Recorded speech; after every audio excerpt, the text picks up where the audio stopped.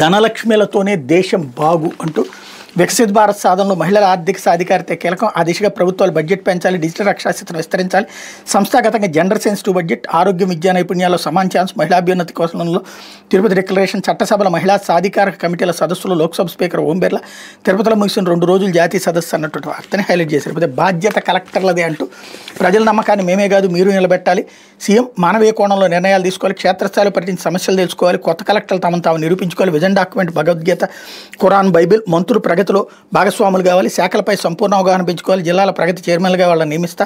నియోజకవర్గాల్లో ఎమ్మెల్యేల నియామకం, సంక్షేమం దానం కాదు సాధికారతకు మార్గం, చెప్పినట్టుగా సూపర్ 6 సక్సెస్ చేసాం, ఆర్థిక అసమానతలు తగ్గించేందుకు సమతూకంగా అభివృద్ధి సంక్షేమం,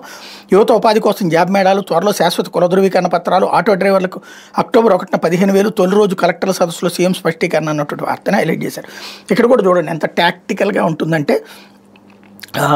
ఏదైతే చెప్పినట్టుగా సూపర్ 6 సక్సెస్ చేసాం, సక్సెస్ అయ్యిందా, 2 అసలైనటువంటి అంశాలు పక్కకి వెళ్ళిపోయిన తర్వాత అంటే సక్సెస్ అని 100 సార్లు అంటే ఫెయిల్యూర్ కూడా సక్సెస్ అవుతుంది అన్నటువంటి ధోరణి.